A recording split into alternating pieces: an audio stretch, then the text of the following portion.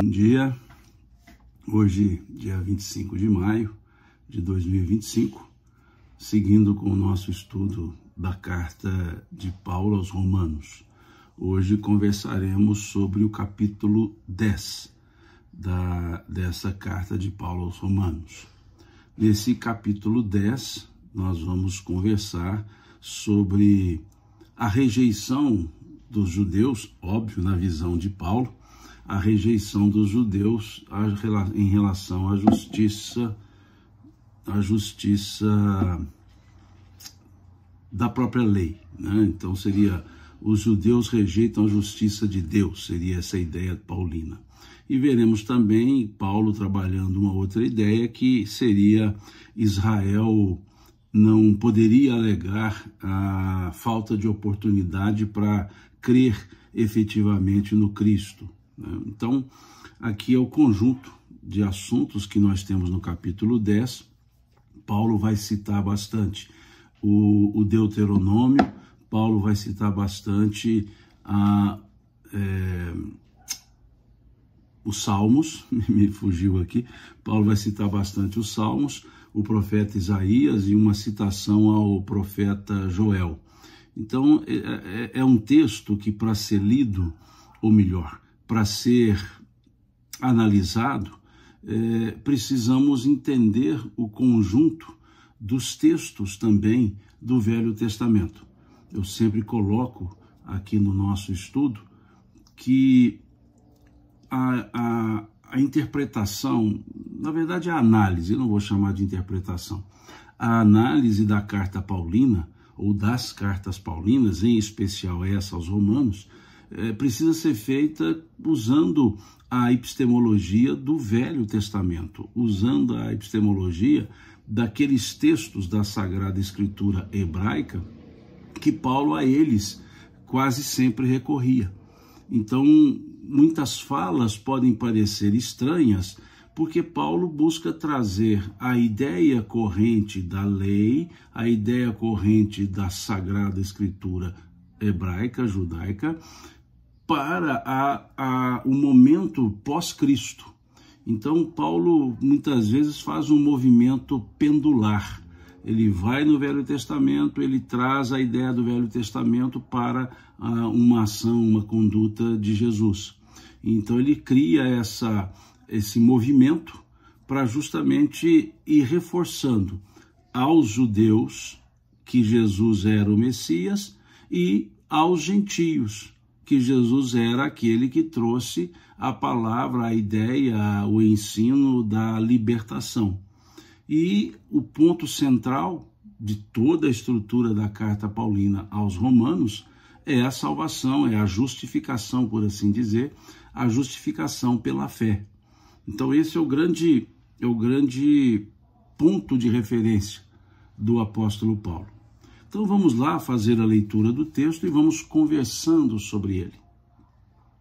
E aí então diz o capítulo 10 da carta aos Romanos o seguinte: irmãos, a boa vontade do meu coração e a minha súplica a Deus a favor deles são para que sejam salvos, porque lhes dou testemunho de que eles têm zelo por Deus, porém não entendimento. Porquanto, desconhecendo a justiça de Deus e procurando estabelecer a sua própria, não se sujeitaram à que vem de Deus, porque o fim da lei é Cristo, para a justiça de todo aquele que crê. Então aqui nós temos um conjunto, uma fala paulina. Ele está conversando com os cristãos romanos, formado esse grupo por gentios e por judeus.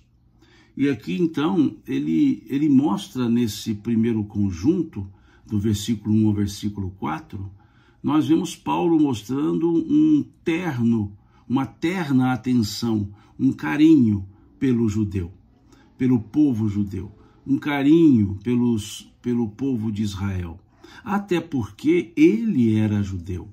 Paulo era de ascendência judaica, Paulo era judeu em termos religiosos, Paulo era de Israel. Então aqui ele trata com muito carinho o grupo, embora ele vá dizer que eles se afastaram de Deus, no aspecto amplo da ideia, ele mostra aqui um carinho muito grande. Essa fala dele nos lembra a fala de Estevão, constante lá na obra do Espírito Emmanuel, lá na obra chamada Paulo e Estevão, que é um romance histórico narrado pelo Espírito, pela psicografia de Chico Xavier, que conta a história do apóstolo Paulo. Esse livro traz muitos fatos que não são narrados, não estão narrados, seja nos Atos dos Apóstolos, seja nas próprias cartas, nas próprias cartas paulinas. Então, são passagens. E lá há uma passagem que Estevão, agonizando-se pela lapidação, pelo apedrejamento que ele sofreu, ele fala algo sobre Paulo à sua irmã, Abigail, irmã de Estevão, que se chamava Gesiel, segundo o texto de Emmanuel, que havia trocado o nome, como as pessoas faziam quando confessavam uma outra fé, no caso a fé cristã. Gesiel, então, encontra a sua irmã, Abigail, encontra Gesiel, e Abigail, diz o texto emanuelino, que era a noiva de Paulo, de Saulo, de Tarso. E não sabe, para ela o irmão havia morrido, mas não, ele havia passado por dificuldades várias, foi condenado à vida nas galés, mas volta.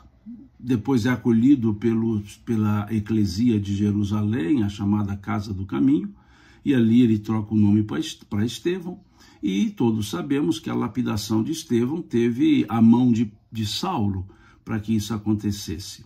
E ali, então, quando ela reconhece o irmão, ela se sente por demais entristecida por ver o irmão lapidado e por saber que o noivo estava ali, digamos que no engendramento dessa lapidação. E ali, quando ele se aproxima, então, de Gesiel, Estevão, ele diz a ela, para que ela não se descendesse de Saulo.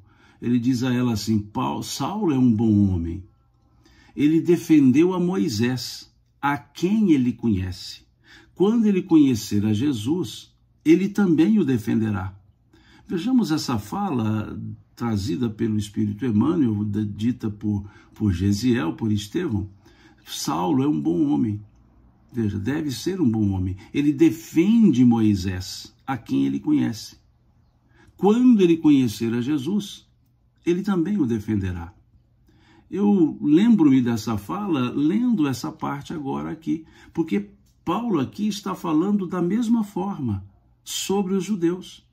Quando ele diz assim: eles têm zelo por Deus, porém não com entendimento. Ele está dizendo, olha, eles agem assim porque eles acreditam que assim é o correto. Eles agem assim, dão muito valor às obras da lei, às regras da lei, porque eles não conhecem além disso. Isso me lembrou muito essa frase de Gesiel. Porque também Saulo defendia Moisés, a lei, porque era o que ele conhecia. Ele não conhecia sobre Jesus. Então essa fala, digamos que um tanto profética de Gesiel, diz então, quando ele conhecer a Jesus, ele também o defenderá. E aqui é que vem Paulo dizendo a mesma coisa, ou melhor, trazendo a mesma característica. Vejo ele dizendo: irmãos, a boa vontade do meu coração e a minha súplica a Deus a favor deles. Ele se refere a quem? Aos judeus? São para que sejam salvos, porque lhes dou testemunho de que eles têm zelo por Deus, porém não com entendimento. Por que Paulo fala dou testemunho? Vou até grifar essa parte aqui. Ele fala dou testemunho. Porque ele era um judeu, judeu. Porque ele era um estudante para o sinédrio, porque ele era um seguidor ferrenho da lei mosaica, porque ele foi um perseguidor dos cristãos para impor a lei mosaica. Então, por isso ele fala, eu dou testemunho que eles, de fato, eles têm zelo por Deus. Não se pode negar isso, é o que Paulo está dizendo. Mas ele diz também, mas eles fazem isso com zelo, porém, não com entendimento. Ou seja, Paulo está dizendo, eles se fecharam muito, obnubilaram o seu pensamento para um tipo de comportamento, sem analisar, sem aprofundar naquilo que veio depois de Moisés, Jesus. Então, Paulo está dizendo que eles não estavam com o entendimento necessário. E aí ele diz assim, porquanto desconhecendo a justiça de Deus e procurando estabelecer a sua própria. O que Paulo está dizendo aqui? Que colocaram palavras na boca de Deus. É isso que Paulo está dizendo. Vejamos, porquanto desconhecendo a justiça de Deus e procurando estabelecer a sua própria, não se sujeitaram à justiça que vem de Deus. E a gente vê muito isso hoje. Eu acho muito interessante, porque é muito comum nas ideias religiosas apresentar argumentos dizendo, mas Deus quer assim. Ninguém nunca perguntou a Deus como ele quer ou deixa de querer. Não, porque essa é a vontade de Deus. Alguém perguntou a ele qual é a vontade dele? Então, são regras humanas, são, digamos, interpretações humanas de uma lógica divina reduzida à capacidade humana e aplicada às pessoas. E Paulo faz essa crítica porque ele entendia que a lei estava muito distante da amorosidade advinda do Cristo. Se nós olharmos hoje, talvez não vejamos grandes diferenças. Porque muitas vezes percebemos atitudes dentro de uma estrutura teológica dentro das religiões que se distancia essa estrutura dos próprios ensinos do Cristo. Veja o que Cristo nos traz. Um novo mandamento eu vos dou, que vos ameis uns aos outros, assim como eu vos tenho amado. E esse amor do Cristo não era belicoso? E quantas belicosidades, quantas guerras, lutas em nome da religião. Quantas pessoas são excluídas porque são de religiões diferentes? A ideia de somente essa salva. Então, falta-nos também, e veja que eu digo falta-nos, porque me incluo nesse grupo, falta-nos um entendimento mais claro. Respeitosamente, mas eu sempre digo que a teologia é um reducionismo, trazendo Deus para o tamanho humano, em vez de tentar elevar o humano para se aproximar de Deus. Em vez de tentarmos crescer para nos aproximar do Criador, nós queremos fazer o Criador diminuir-se para se aproximar de nós. Quando criamos reducionismos, correntes, nós já estudamos, fiz recentemente uma série de 10 encontros sobre uma breve história, uma superficial história do cristianismo. Ao longo da história, quantas escolas se dividiram, quantos anátemas foram criados pelas pessoas. Desde a comunidade nascente, na época paulina, tínhamos essa dificuldade. Paulo querendo pregar aos gentios e os apóstolos, na sua maioria, a eclesia de Jerusalém, se opondo, dizendo que não somente aos judeus. tivemos as diversas escolas se desentendendo, os pensamentos da escola de Orígenes, os pensamentos dos que chamaram a heresia dos cátaros, o arminianismo, os movimentos de cismas do Oriente, por exemplo, lá no século XI, o cisma do Ocidente, lá no século XVI, perseguições religiosas. Então, isso tudo encaixa-se nessa ideia que Paulo está dizendo, que tem zelo por Deus, porém não entendimento. Não podemos dizer que as religiões não têm zelo com Deus. Lógico que tem. Todas querem fazer o melhor, mas o melhor ao seu modo. Muitas vezes chocando com os modos de outras. E é isso que Paulo fala, que tem zelo para com Deus, mas não com entendimento. Querem impor a sua justiça e não a própria justiça de Deus. E a justiça de Deus não é justiceira. A justiça de Deus é bondosa. A bondade de Deus é justa. A bondade de Deus não é permissiva. A bondade de Deus é justa. A justiça de Deus não é justiceira. A justiça de Deus é boa. Então eu sempre digo que a bondade de Deus é justa e a justiça de Deus é boa. A justiça de Deus traz a bondade de Deus traz a justiça. É o que os Espíritos nos dizem, lá na questão número 13 do Livro dos Espíritos, que Deus é soberanamente justo e bom, como Jesus havia dito também. Aliás, também não, como Jesus havia dito, e o pensamento espírita diz também, porque Jesus é quem trouxe a ideia primeira. Então, é preciso que nós nos despojemos de pré-conceitos.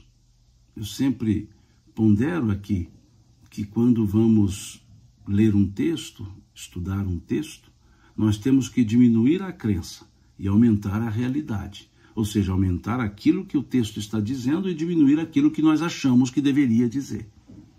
Baixa crença e alta expectativa de aprendizado. Quanto maior a crença prévia, menor o novo aprendizado. Então aqui Paulo está dizendo isso. E aí ele diz assim, porque o fim da lei é Cristo, para a justiça de todo aquele que crê. O fim da lei é Cristo. Aqui, durante algum tempo, interpretou-se o fim da lei como se fosse o término da lei.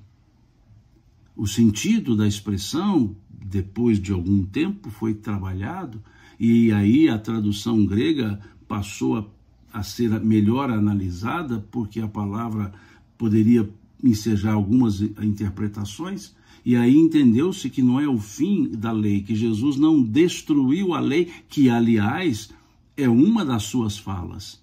Eu não vim destruir a lei. Então, o Cristo não é o fim, o término da lei. Aqui está Paulo dizendo, porque o fim da lei para a justiça de Cristo, o fim da lei é Cristo para a justiça de todo aquele que crê. Ele está dizendo, a finalidade, o objetivo da lei é Cristo. Como que dizendo, aquilo que da lei divergisse do que o Cristo trouxe, deveríamos ficar com o que o Cristo trouxe. Porque o Cristo era o objetivo da lei. Tudo que está na lei era objetivando o momento da chegada do Cristo. É isso que Paulo diz. E é isso que é corroborado numa interpretação interessante de João Calvino. Não sou calvinista, não sou protestante, sou espírita, mas eu me valho de pensadores que se debruçaram, por dizer, uma vida tentando entender. tem aqui alguns elementos que chocam com o pensamento espírita. Tem, mas como eu disse, baixa a crença e aumente a expectativa. Então, quando eu leio Calvino aos Romanos, eu leio com uma baixa crença própria e uma alta expectativa para entender o que ele dizia. E nesse ponto aqui ele dizia que o intérprete precisava rever a estrutura grega e ali entender que quando Paulo diz que o fim da lei é Cristo, não é o término. O Cristo não veio destruir a lei. O fim da lei, a finalidade, o objetivo de tudo que Moisés trouxe era comportamental para a chegada do Cristo. Então, para quem gosta de alguns estudos profundos, é um bom livro de análise da carta aos Romanos, que é essa obra escrita por João Calvino, que é um dos reformadores, por assim dizer, algum dos protestantes lá do século XVI, que lá digamos, paralelamente a Lutero, desenvolveu o pensamento da reforma protestante. Não quer dizer que tudo que está ali concorde. Ele, muitas vezes, inclusive no livro, ele diz que deixaria a cada um interpretar da sua forma, mas que ele traria a dele, que ele não se furtaria em trazer o pensamento dele, mas que, em alguns pontos, ele entendia que poderia ter pensamentos, interpretações diferentes. É muito interessante. É uma obra boa, tem uma outra dele, eu estou até apontando aqui nesses livros, ó, tem uma obra dele também que ele analisa a primeira carta de Paulo aos Coríntios, que é muito interessante, né? Temos aqui obras também, ó, de Lutero, Martinho Lutero, que também foi um dos reformadores, e temos aqui toda a obra de pensadores católicos, né? São João Crisóstomo, Orígenes, Agostinho, Santo Irineu, né? Temos aqui Eusébio de Cesareia, temos aqui diversos pensadores também católicos que também a eles recorro para algumas interpretações, porque foram pessoas que também dedicaram uma vida ao entendimento dos ensinos, Santo Atanásio, Santo Anselmo, e assim vai, diversos outros que desenvolveram estudos sobre a estrutura paulina, ou sobre a estrutura cristã, né? Temos aqui também Padre Antônio Vieira, os sermões de Antônio Vieira, que são belíssimos, são sermões, digamos, exegéticos, e de aplicabilidade social, muito interessante. Então, assim, precisamos nos valer de diversos pensamentos, porque a mensagem do Cristo, ela é única, mas há, digamos que, correntes de entendimentos e aplicabilidade que algumas divergem, outras se complementam, e assim nós vamos construindo o nosso conhecimento. Então, aqui nesse primeiro trecho, vimos isso, que Paulo está dizendo que aqueles que estavam sob a lei judaica, os judeus, tinham zelo para com Deus, só que não tinham um entendimento, que faltou a eles aproximarem-se dos ensinos de Jesus para entender melhor a lei. E aí ele vai dizer que o objetivo da lei era justamente o Cristo. E ele segue, versículo 5, ora, Moisés escreveu que o homem que praticar a justiça decorrente da lei viverá por ela, mas a justiça decorrente da fé assim diz. Aí ele vem citando Moisés no Deuteronômio, lá no livro Deuteronômio. Aqui ele faz uma separação, olha, aqueles que praticam a justiça decorrente da lei viverá segundo essa justiça. E ele diz antes que essa justiça é tipicamente dos homens. Então são aqueles que viverão das obras que aqui Paulo diz, já disse isso várias vezes, aqui ele fala do cumprimento das obras da lei, cumprir os ritos que a lei estabelecia. Então ele diz que esses sim, agora aqueles também poderão viver da fé. Aí ele traz o Deuteronômio, lá do Velho Testamento, o 5º livro, ele traz o Deuteronômio tentando mostrar que Moisés falava também de um futuro Cristo no aspecto da fé. Então ele diz assim, mas a justiça decorrente da fé, assim diz.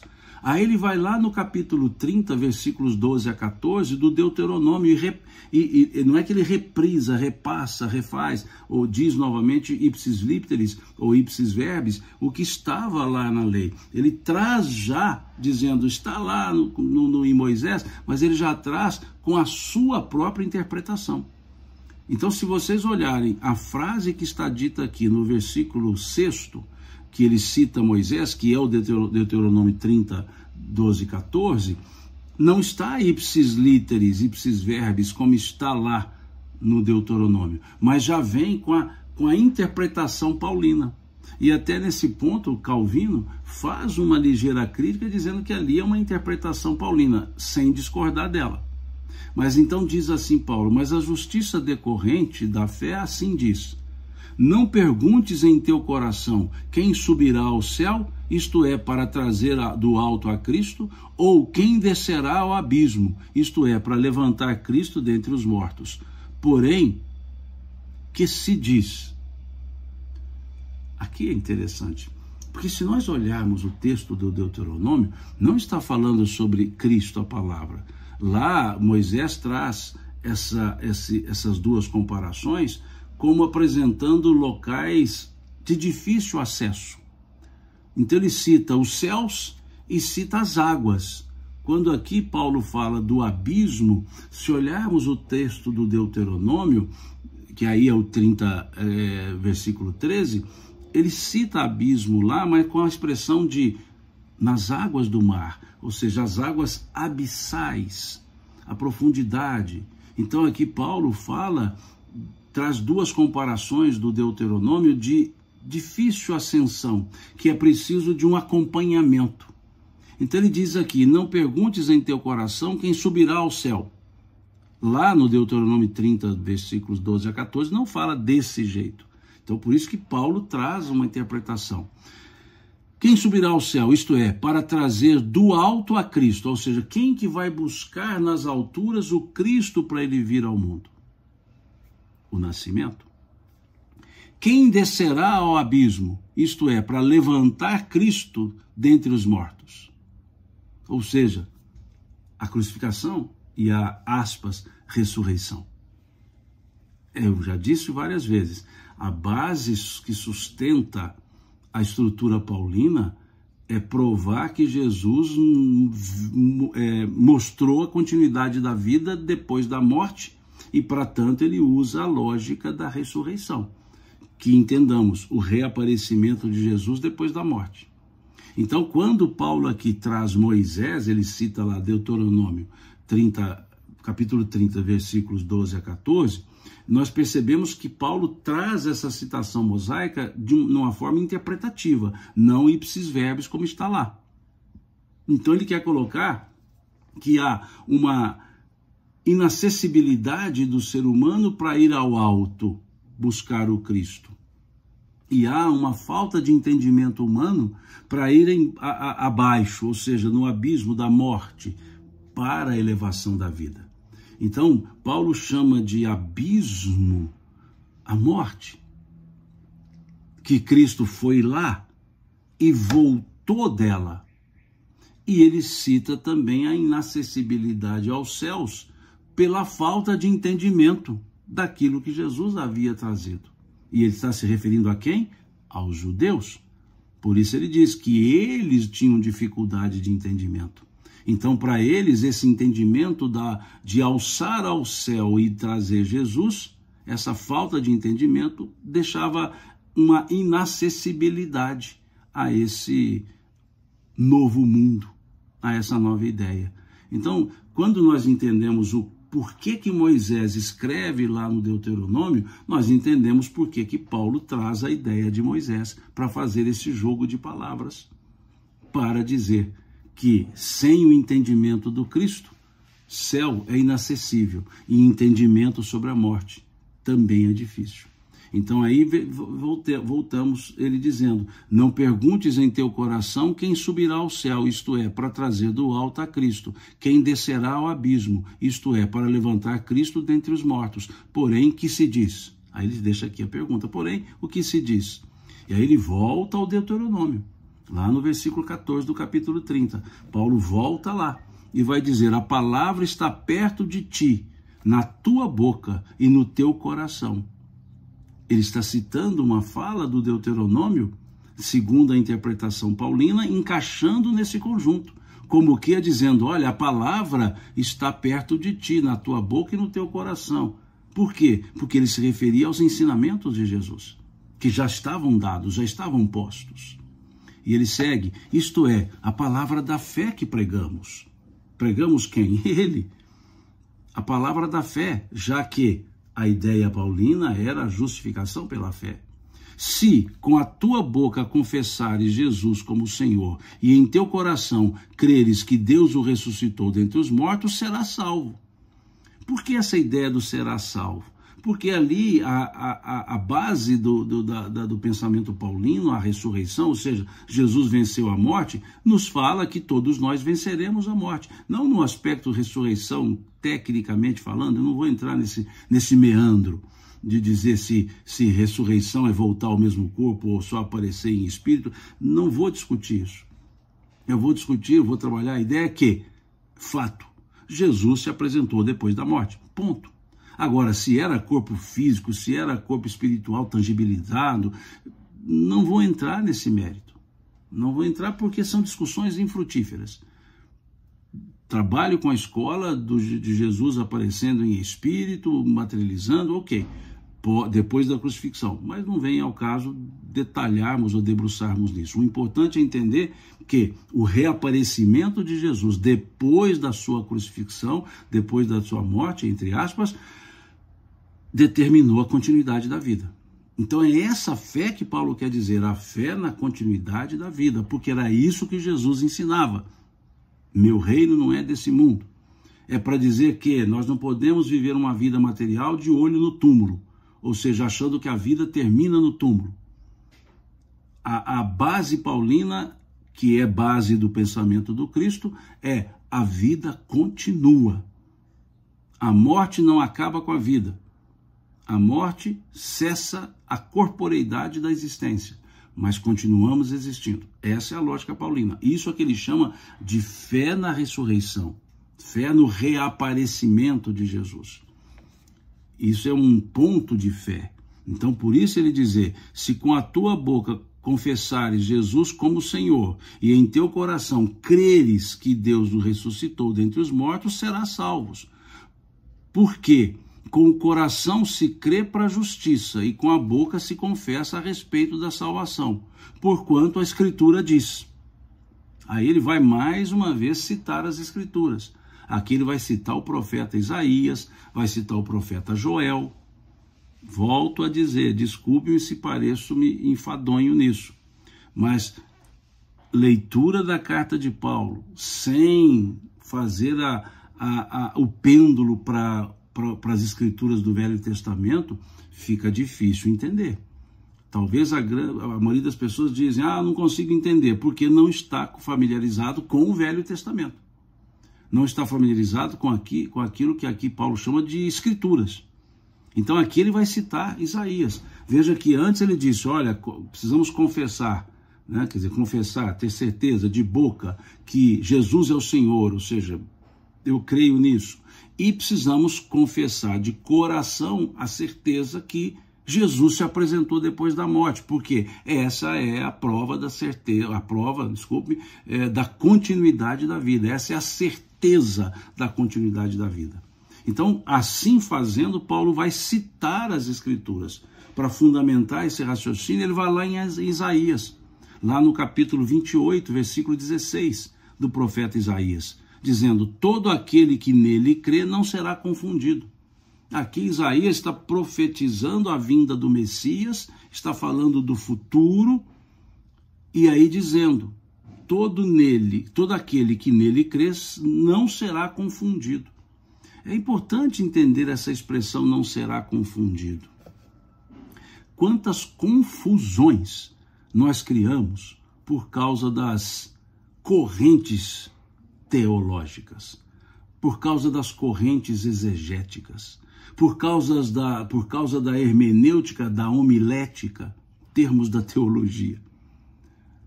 Quantas confusões criamos, quantas explicações confusas para entender fatos tão simples. É como se buscassem os exegetas vender dificuldade para entregar facilidade. E é isso que o profeta Isaías dizia: aquele que nele crê não será confundido. É muito simples. Jesus reapareceu depois da morte, ponto. Então a vida continua, ponto. Não precisamos debruçar mais do que isso, nos debruçar em algo além disso. Se eu acredito, se eu tenho certeza, se eu creio, se eu tenho certeza que Jesus reapareceu depois da morte, o termo usado no Novo Testamento, ressurreição, se ele reapareceu depois da morte, ponto, a vida continua. Se a vida continua, eu continuo vivendo, então a imortalidade fica clara para a nossa existência. Ponto. Agora, se eu não acredito nisso, a imortalidade pode vir a ser questionada. Qual foi a prova da imortalidade da alma? O fato de Jesus se representar depois da morte pela cruz. O fato de Moisés se apresentar junto a Jesus, presenciado pelos apóstolos Pedro, Tiago e João, já tendo Moisés, aspas, morrido, e ele reaparece lá no fenômeno da transfiguração, capítulo 17 do Evangelho de Mateus. Então vejamos, reaparece ali Moisés, ou seja, a vida continua. Esse é o ponto. Por isso ele vem citando as Escrituras, citando Isaías, capítulo 28, versículo 16, todo aquele que nele crê não será confundido. Pois não há distinção entre judeus e grego, uma vez que o mesmo é Senhor de todos, rico para com todos os que o invocam. Ponto. Ele está dizendo, olha, Deus não separou, esse é meu povo, esse não é meu povo. O povo é que disse, esse é o meu Deus. Veja uma diferença. Não é Deus que diz, você será meu. Foram as pessoas que disseram, ele será meu. E aí disse, esse é o meu Deus de Israel. Mas Deus não disse, aquele outro povo não é meu, não. Como não é meu? Ele criou todos. Todas as pessoas são criadas por Deus. Então, como que Deus escolheria, esse é meu, esse não é meu? Ele vai criar aquilo que não será dele? É como se um pintor que pintasse 10 quadros dissesse, dos 10, só um que eu vou falar que é meu, os outros não. Então, todos somos criaturas de Deus. Agora, as criaturas elegeram e falaram, ele é só meu. Quer dizer, aquela ideia dos filhos, né? Criancinha lá, pequenininha, 3, 4, 5 irmãos, e o mais novinho fala, não, o papai e a mamãe são só meus. Não, o Deus é para todos. E é isso que Paulo está dizendo, pois, por que ele diz, todo aquele que nele crê não será confundido? Pois não há distinção entre judeus e grego. Por que ele fala judeus e gregos se ele falava aos romanos? Ele generalizava a cultura grega, que era forte, que permeava a cultura romana.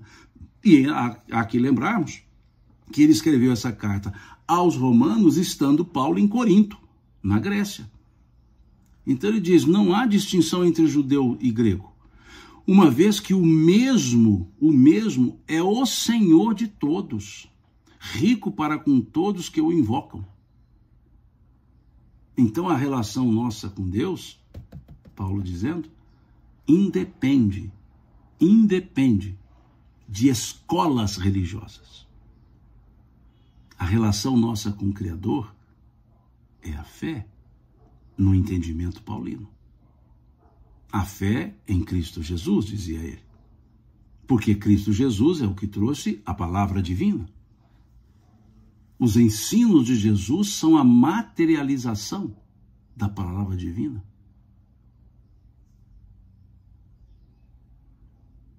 A Maria Sergene diz aqui, hoje está fazendo 8 dias que meu filho partiu para a pátria espiritual. apesar de ter certeza que a morte não existe, dói muito essa partida. Dói sim, Maria. Dói sim. A certeza de que a vida continua, a certeza de que a morte não existe, não distancia visualmente as pessoas, não aproxima visualmente as pessoas. Assim como uma pessoa que muda para outra cidade, nós sabemos que esse ser querido está lá na outra cidade, mas não estamos convivendo com ele. Então bate a saudade, bate aquela tristeza da distância.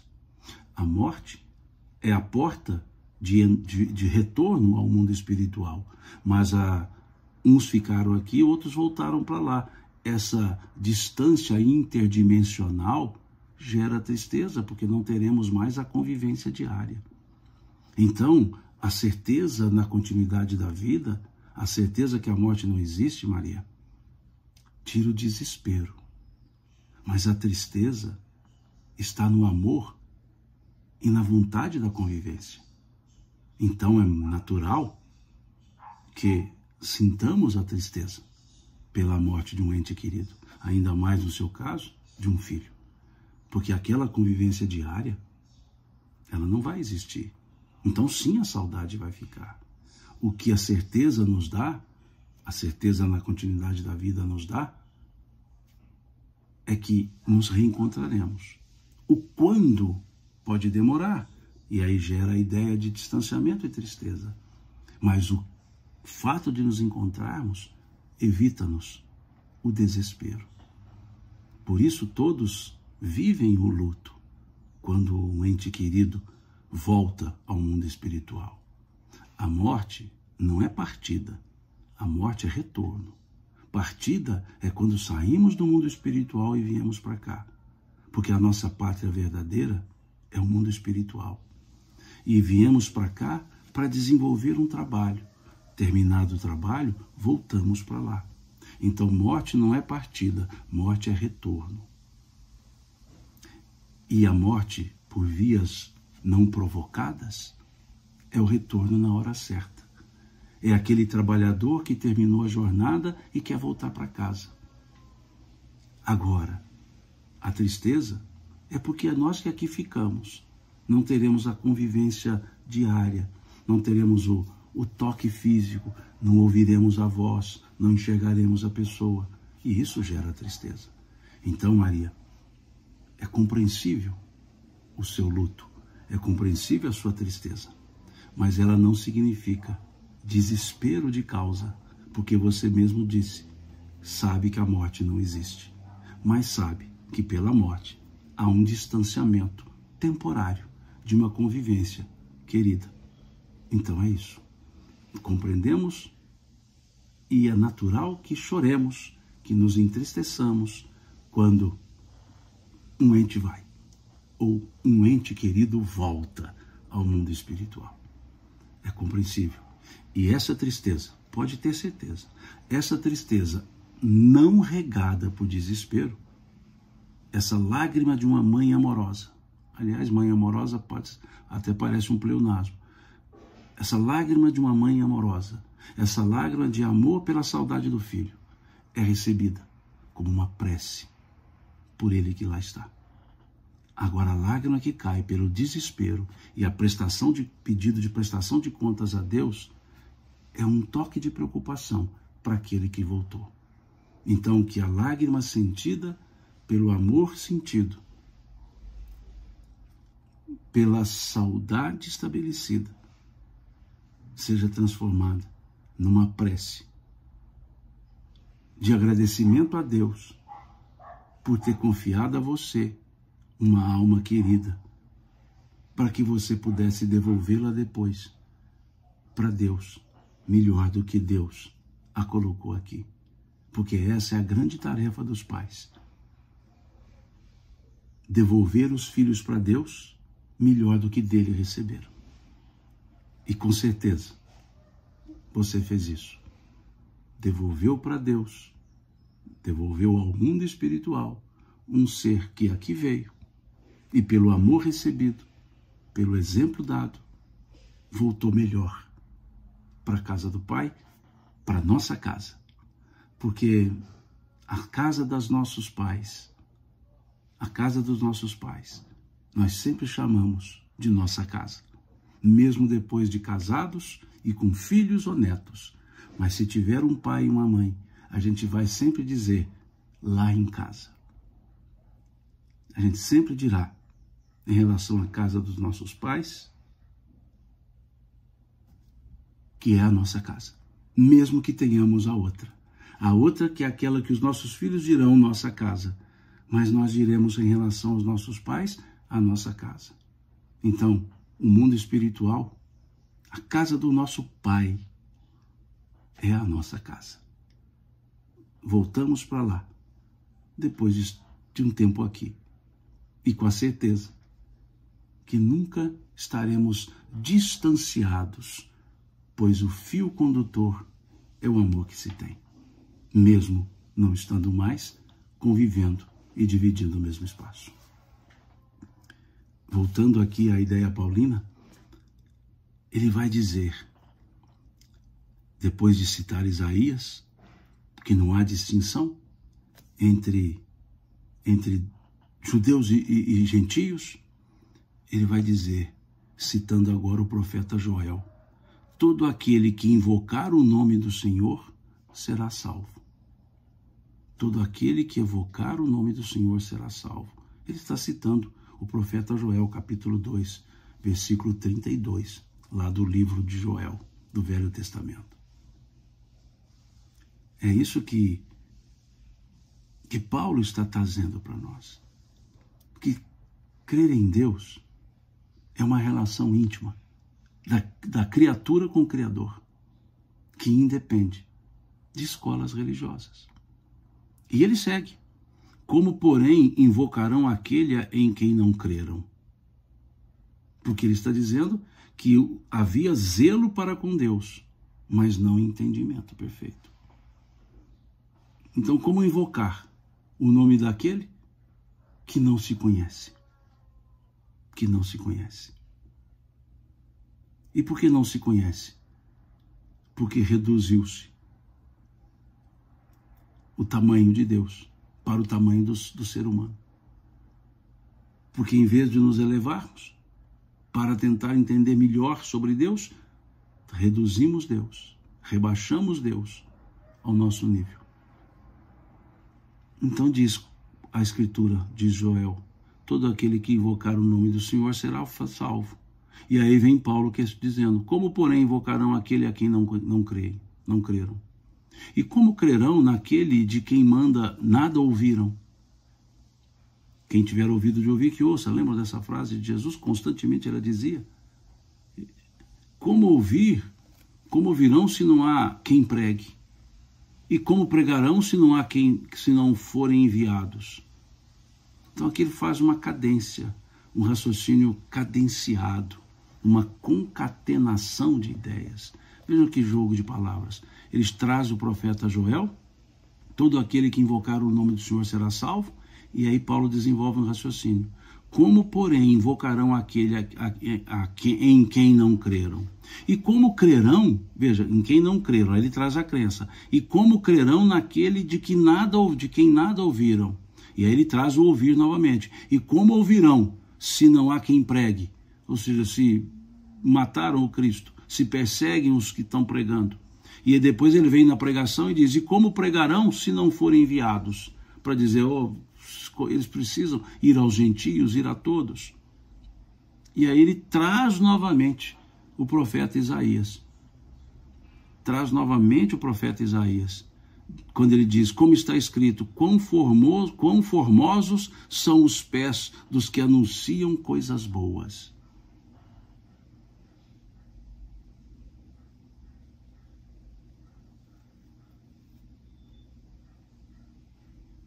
Veja. Moisés traz algo aqui interessante na linha. Meu filho saiu de casa para estudar fora e ainda não me acostumei sem ele. A saudade de conviver sem ele está doendo muito. Eu entendo, é natural, sim, é natural. Né? Divide-se o mesmo quarto, divide-se a mesma casa, depois a gente aprende a dividir o mesmo mundo. eu vou pedir uma licença para fazer um parêntese aqui e contar um fato, uma história. Há muitos anos, isso já tem mais de 30 anos, bem mais de 30 anos, eu morava na minha cidade natal, São Gotardo, e quando trabalhava, tinha um colega de trabalho, cuja família morava fora. Ele e a esposa moravam em São Gotardo, trabalhavam lá, e ele tinha um filho que morava em Rondônia, tinha acho que 2 filhos que moravam no Paraná, tinha um filho que morava, salvo engano, ou filha, no Mato Grosso, e um 4º filho que morava em outro estado, de maneira tal que ficavam longe, encontravam-se uma vez por ano, no Natal. E eu conversava com ele numa noite, a gente trabalhava até tarde, e numa noite lá do lado de fora, era uma unidade de beneficiamento de café, e estavam sentados e conversando, e eu comentei com ele, falei, olha, chamava-se Marcelino, falei, olha, senhor Marcelino, e eu estava para ser transferido para uma cidade de São Paulo, que eu morei um tempo, lá em Guaiçara, uma cidadezinha, na época, muito pequena, coladinha na cidade de Lins, isso lá na década de 80, morei um tempo lá em Guaiçara. E conversava com ele, falava, como é que o senhor lida com essa ausência dos filhos? Fica longe, não encontra, não vê. E aí ele falou, nós estávamos do lado de fora, ele falou, olha, dá uma olhada para o céu. Isso era noite, eu olhei, falei, tá vendo a lua? Eu falei, estou. Eu falei, pois é, eu também estou. Eu falei, interessante. Ele falou assim, não, mas meus filhos também estão vendo a mesma lua. Então nós não estamos perto, mas nós continuamos juntos. Porque eu vejo agora a lua e eles também veem a mesma lua. Então estamos só distantes no físico, mas pertos. Porque se eu olhar para a lua e ele também olhar, nós estamos nos vendo por meio da lua. E aí eu perguntei para ele, mas senhor Marcelino, e se estiver nublado? E aí ele disse assim, aí ele bateu os pés no chão, assim, um pé no chão bem forte, e disse, estamos pisando no mesmo chão, só que em lugares diferentes. E confesso que à época eu era jovem, eu estava saindo para morar fora, recém-casado, me casei em dezembro e me mudei em fevereiro, salvo engano, então isso tem 40 anos, porque eu já tenho 40 anos de casado, então isso foi há 40 anos, e isso me serviu para entender que não precisamos estar perto para estarmos juntos, que depois, muitos anos depois, eu li que essa seria uma frase do pintor Leonardo da Vinci, que ele teria dito, para estar junto não precisa estar perto, mas do lado de dentro. E não há mais lado de dentro do que o amor maternal, o amor filial, na relação entre os dois. Então, meus filhos, hoje minha filha também mora fora, meu filho já se casou, como diz aquele ditado, casou e mudou. Estamos eu e Leia, e essa ideia sempre fica, porque mesmo distantes fisicamente, estamos juntos em sentimento. Vezes há que fico sem ver a netinha muito tempo, mas eu sei que eu continuo junto aos meus filhos e junto à netinha, que aliás vejo aqui, acabou de entrar aqui meu filho, acabei de ver aqui agora, entrou na live aqui. O Thiago.tol, que está aí, acabou de entrar. Então, a ideia do ninho vazio, mas, para mim, sempre fica forte essa ideia de Leonardo da Vinci. Para estar junto, não precisa estar perto, mas do lado de dentro. Então, enquanto houver o amor na reciprocidade e na ressonância, mesmo não estando perto, sempre estaremos juntos. É isso, Marisete, que eu posso te falar, e voltemos ao texto paulino. Voltemos a essa ideia aqui, então, de Paulo, quando ele vai falar da importância dos que saem para pregar a palavra. Quando ele, então, diz aqui, quão formosos são os pés dos que anunciam coisas boas. Quão formosos são os pés que anunciam coisas boas. Isso é uma fala do profeta Isaías, lá no capítulo 52, versículo 7, do livro de Isaías. E aí segue Paulo dizendo, mas nem todos obedeceram ao evangelho, pois Isaías diz, Senhor, quem acreditou na nossa pregação? E aí continua Paulo, e assim a fé vem pela pregação, e a pregação pela palavra de Cristo. Mas pergunto, porventura não ouviram? Sim, por certo. Por toda a terra se faz ouvir a sua voz e as suas palavras até os confins do mundo. Isso é um salmo, é o Salmo 19, versículo 4. Então veja, Paulo traz o salmo. Por toda a terra se fez ouvir a sua voz e as suas palavras até os confins do mundo. Pergunto mais, porventura não terá chegado isso ao conhecimento de Israel? Moisés já dizia, eu vos porei em ciúmes com um povo que não é nação, com gente insensata e vos provocarei a ira. Isso é Deuteronômio, Paulo vai lá no Deuteronômio, capítulo 32, versículo 21. E aí ele traz o profeta Isaías e diz, e Isaías a mais se atreve e diz, fui achado pelos que não me procuravam, revelei-me aos que não perguntavam por mim. Está no capítulo 65, versículo 1 do livro de Isaías. Olha que coisa bonita isso. Fui achado pelos que não me procuravam, revelei-me aos que não perguntavam por mim. A quem Paulo se refere? Valendo-se da profecia do profeta Isaías. Ele se refere aos gentios. Os judeus procuravam Deus. Os gentios não. E Deus foi encontrado pelos gentios. E aquele Deus do amor, aquele Deus que o Cristo trouxe, não foi encontrado pelos judeus. É isso que Paulo está dizendo.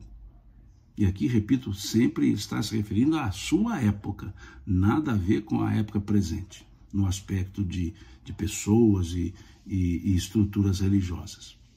Quando digo judeus, estou usando aqui a terminologia paulina para a época paulina. Tá? Então veja como como Paulo ele escreve buscando fundamentações. É interessante. A gente estuda hoje artigos científicos, dizendo que tudo tem que ter uma fundamentação teórica, etc. Mas eu vejo que Paulo, a sua carta, é um tratado de fundamentações. Porque tudo que ele vai raciocinando, ele busca nas Escrituras, ele busca uma fundamentação teórica. Ele busca um raciocínio calçado para dizer que não é só ideia dele, só palavra dele. Tem um calçamento. Essa canequinha aqui é presente de uma amiga da Lâmia. Muito legal. Então ele cita aqui dizendo que, Isaías dizendo, fui achado pelos que não me procuravam, revelei-me aos que não perguntavam por mim. E aí ele vai agora fechando o raciocínio e traz uma crítica. Quanto a Israel, porém, diz, todo dia estendi as mãos a um povo rebelde e contradizente. É profeta Isaías também, capítulo 65, versículo 2. É o capítulo 65, versículo 1, versículo 2. Isaías dizendo, fui achado pelos que não me procuravam, revelei-me aos que não perguntavam por mim. Todo dia estendi as mãos a um povo rebelde e contradizente. O que é contradizente? Diz uma coisa e faz outra. Diz uma coisa e faz outra. Então aqui, Paulo está dizendo, olha, Israel não pode alegar falta de oportunidade para se voltar a Deus segundo o caminho trazido pelo Cristo. Interessante isso. E na fundamentação, Paulo vem trabalhando para dizer aos gentios, vocês encontraram, mesmo que não procuravam, vocês encontravam, baseado em Isaías. Como assim encontraram a Deus? Porque conheceram os ensinos do Cristo. Então, vejamos que esse capítulo 10 é um primor. Eu vou voltar a dizer e insistir nisso. Paulo não jogava palavras ao vento, como Jesus também nunca jogou palavras ao vento. tudo que Paulo escrevia tinha um motivo. E vejam que fechamos hoje o capítulo 10. 10 capítulos. Paulo falando sobre a fé em Jesus, falando da continuidade da vida, falando da necessidade de se voltar ao Cristo para o entendimento perfeito da própria lei, dizendo que quem tem a lei precisaria ter também o Cristo para realmente interpretar a lei, para entender de fato o que era a lei, e ao mesmo tempo dizendo que os gentios também seriam justificados pela fé depositada em Cristo Jesus, porque eles tiveram acesso e aceitaram os ensinamentos. Aceitaram no aspecto de compreender e buscaram vivenciar. Aqui o Ítalo diz, bom dia e até breve no Congresso de Maceió. Sim, se Deus quiser, estarei lá no Congresso em Maceió. É em agosto, salvo engano, nem me fugiu aqui. Mas está agendado sim, viu, Ítalo? Esse ano eu estarei lá, porque já me convidaram algumas vezes e não coincidia a agenda. Então, esse ano sim, se Deus quiser, estaremos lá, eu e outras pessoas, né, estaremos lá no Congresso Espírita de Alagoas, né, lá na belíssima Maceió. Aí está confirmando, dia 2 e 3 de agosto.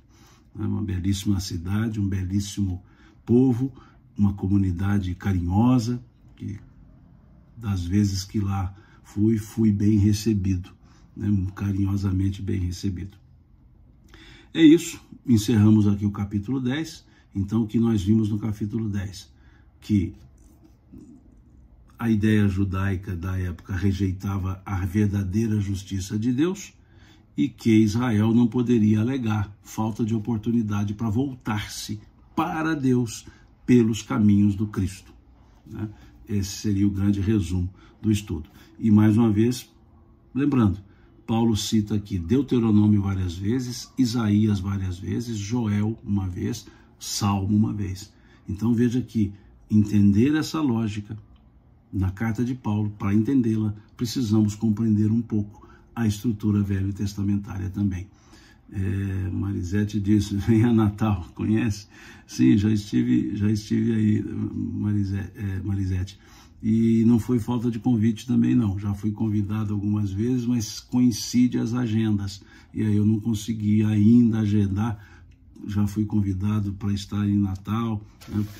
A querida amiga Sandra Borba já me fez convites, e também para ir a Paraíba, né, para ir a João Pessoa, para ir a Campina Grande, lá na Paraíba, para ir aí Rio Grande do Norte, em Natal, e Fortaleza, recentemente recebi o convite do querido amigo Luciano Klein, mas também não me foi possível, as agendas coincidem, Salvador, mas consegui agendar para Sergipe, lá no Congresso Espírita em Aracaju, e à medida do possível eu vou agendando, né? Mas não é por má vontade que eu não agendo, é por falta de espaço efetivamente na agenda, tá certo? Muito obrigado a vocês pela paciência de acompanhar aqui o estudo, espero que tenha ajudado um pouco no entendimento dessa parte aqui paulina, e no próximo domingo nós vamos começar o capítulo 11, talvez estudemos ele todo, vamos ver, no próximo então domingo. Fica meu agradecimento a vocês, desejando a vocês, ou desejando para todos nós, uma excelente semana, que começa hoje, no domingo, que todos tenhamos uma semana abençoada, uma semana em paz, uma semana sentindo o amparo e a proteção divinas. Muito obrigado a vocês, divino, né? Amparo divino. Muito obrigado mesmo. Deus lhes pague pela paciência, Deus lhes pague pela cordialidade. E até domingo que vem, ou algum dia dessa semana, caso haja espaço para eu fazer algum estudo. Até.